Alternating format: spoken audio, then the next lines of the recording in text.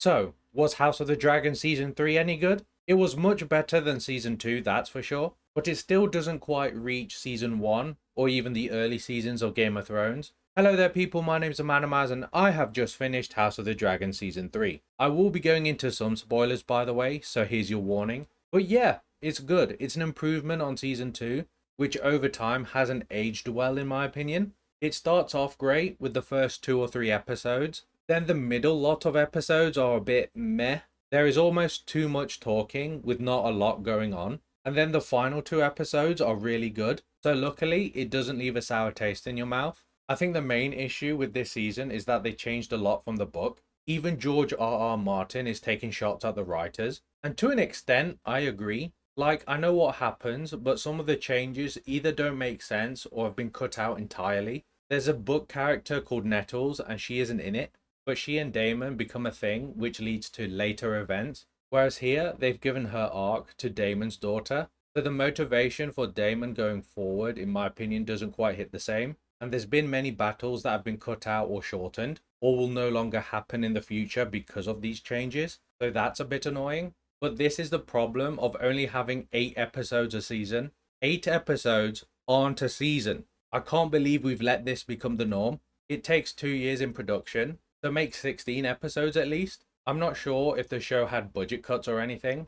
but to me it felt like it did. Like Vhagar disappeared for most of the season, and we didn't see a lot of the Winter Wolves fight their way down south either. I don't know, did anyone else get that impression or was it just me? And lastly, some of the characters were written terribly, to a point where I just wanted them gone. Alicent wanted to kill her kids apart from Rhaenyra, who jumps out of a window anyway. Also, she didn't have to jump. She had news that her brothers were alive and would be back. And the reason she jumps in the book is far more morbid, but that doesn't happen. So it's almost like she does it for no reason. Mysaria, I don't know why, is forced into a romantic relationship with Rhaenyra. It is out of nowhere. It's pointless. I get that her character will do anything to survive, but this has no bearing on the plot. So now there's this weird love triangle between Mysaria, Daemon, and Rhaenyra, which will ultimately have no conclusion. I think the worst though is Rhaenyra. I will caveat this by saying if they're doing a Mad Queen-like arc for her,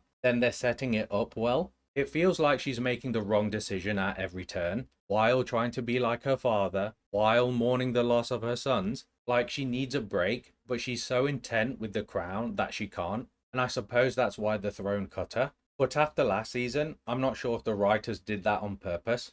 I just think they should have wrote everyone being horrible people from the beginning, instead of like trying to make Rhaenyra a good guy who we follow against Aegon. Because now, Aegon has become the far more likable character of the two. Like being humbled has made him hilarious, and genuinely, I feel like rooting for the guy, even though he's a terrible person as well. Matt Smith is great though. I think Daemon is the most well-written character in the show, and I think it's at its best when he's the focus, when he's not really supposed to be. The battles that we do see are fantastic, especially in the first 2 episodes and the finale. They really carry the season. The use of the dragons is great too. Caraxes is the GOAT, and Sheep Stealer low-key stole the scene when he was on screen. Like, I felt bad for the guy when he was tag teamed on, 3-on-1 as well. And credit where it's due, he held his own until Caraxes beat his ass. And his design was pretty cool. Like, he had a huge underbite compared to the rest of the dragons. I will always give props to the show for giving each dragon such a unique design.